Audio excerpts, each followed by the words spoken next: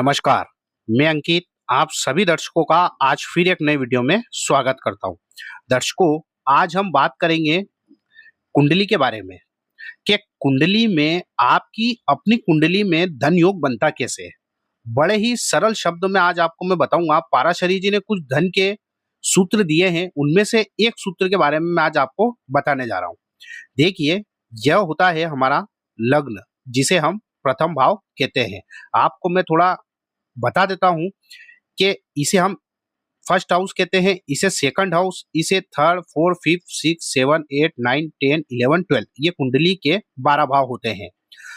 यहाँ पर आपकी किसी भी प्रकार से कोई सी भी लग्न की आपकी कुंडली हो सकती है, यानी कि आपके प्रथम भाव में 1 नंबर से लेकर 12 नंबर तक यहाँ पर कोई सा भी अक्षर लिखा हुआ हो सकता है। जैसे 1 नंबर है तो यह मेष लग्न हो गया, 2 नंबर है तो वृषभ, 3 नंबर है तो यह मिथुन, 4 है तो कर्क, 5 है तो सिंह लग्न, 6 है तो कन्या लग्न, 7 है तो तुला, 8 है तो वृश्चिक, 9 है तो धनु, 10 है तो मकर, 11 है तो कुंभ और 12 नंबर लिखा है, यानी कि यह आपकी मीन लग्न की पत्रिका हुई। अब देखिए, धन के लिए पाराशरी जी कहते हैं कि सेकंड हाउस, यानी कि यह वाला हाउस और 11th हाउस, यह 2 भाव व्यक्ति को धन को इंगित करते हैं। यानी कि एक तो यह बचत, यानी कि व्यक्ति जीवन में धन कितना कमा पाएगा, और दूसरा व्यक्ति के पास धन किन रास्तों से आएगा।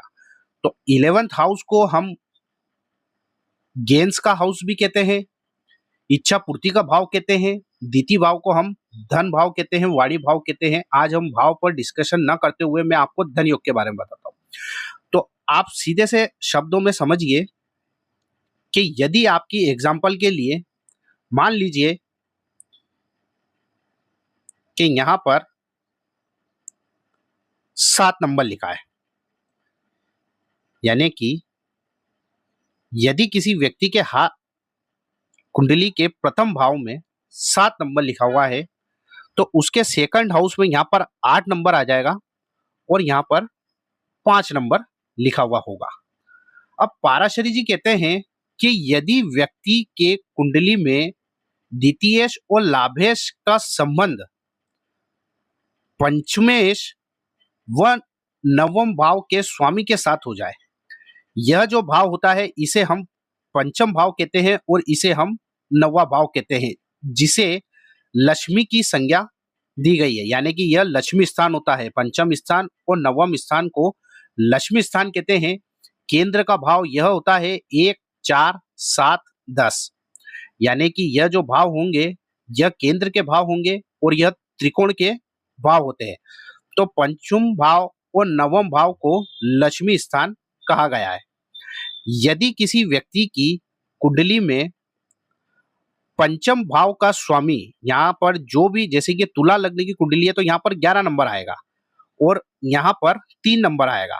अब समझे दर्शकों कि यदि आपकी कुंडली में द्वितीय भाव का स्वामी यानी कि मंगल और पंचम भाव का स्वामी शनि, यानी कि मंगल और शनि की युति, इन 12 भाव में मंगल व शनि कहीं भी बैठ जाए तो यह धन का निर्माण करते हैं। यह धन योग आपकी कुंडली में हुआ। या फिर लाभ भाव का स्वामी सूर्य व भाग्य का स्वामी बुध कहीं भी युति में बैठ जाए, सूर्य और बुध कहीं भी किसी भी हाउस में यह साथ में बैठ जाए, तब यह धन का निर्माण करेंगे। कहने का तात्पर्य मेरा यह है कि यदि आपकी कुंडली में धन भाव का स्वामी का संबंध या तो पंचम भाव के स्वामी के साथ हो जाए या नवम भाव के स्वामी के साथ हो जाए, तब यह धन का निर्माण करेंगे। या फिर लाभ भाव के स्वामी का संबंध पंचम भाव के स्वामी के साथ में युति हो जाए या भाग्य भाव के स्वामी के साथ में युति हो जाए, तब यह धन का निर्माण करेंगे। अब एक स्टेप में आपको आगे ले चलता हूं। यदि धन भाव व लाभ भाव का स्वामी, यदि पंचम भाव के स्वामी जो कि शनि बनते हैं और नवम भाव के स्वामी बुध बनते, यह सूर्य हुए और यह मंगल। यदि धन भाव का स्वामी की पंचम भाव या नवम भाव के स्वामी के साथ में दृष्टि भी हो जाए, दृष्टि संबंध कहीं बन जाए, तब भी यह धन का निर्माण करेंगे।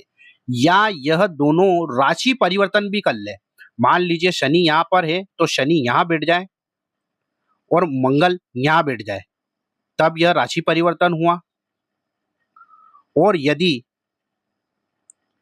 मान लीजिए शनि यहाँ बैठे हुए हैं, लग्न में शनि बैठे हुए हैं, और मान लीजिए मंगल यहाँ पर है, तो मंगल की चौथी दृष्टि 1, 2, 3, 4 शनि पर पड़ेगी।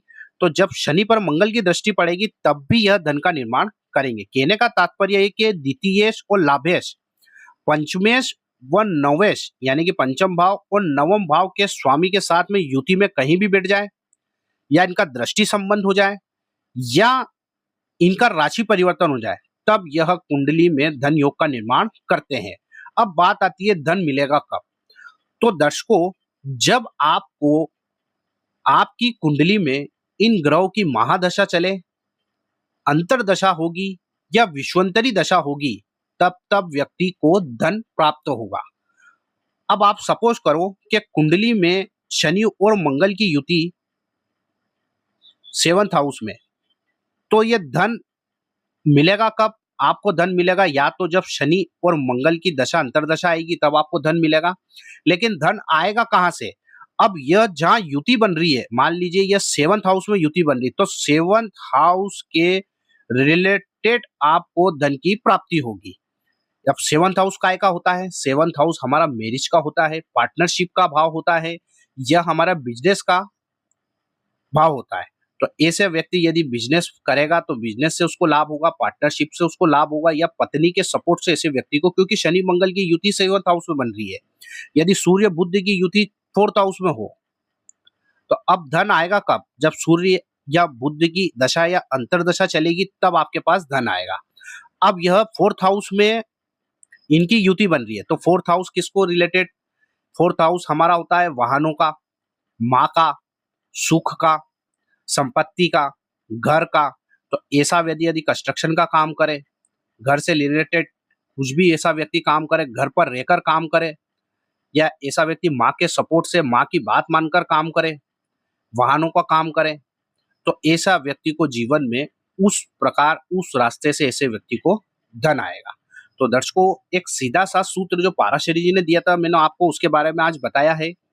पाराशरी जी ने धन के बारे में और भी कई कई सूत्र दिए हैं, इसके बारे में हम आगे समय समय पर चर्चा करते रहेंगे। तो यदि दर्शकों आपको वीडियो अच्छी लगे तो वीडियो को लाइक व चैनल को सब्सक्राइब करना व ज्यादा से ज्यादा शेयर करें। यदि आप भी अपनी हथेली व कुंडली का विश्लेषण करवाना चाहते हैं तो व्हाट्सएप के थ्रू आप मुझसे संपर्क कर सकते हैं। आज के लिए दर्शकों बस इतना ही, फिर मुलाकात होगी, तब तक के लिए नमस्कार।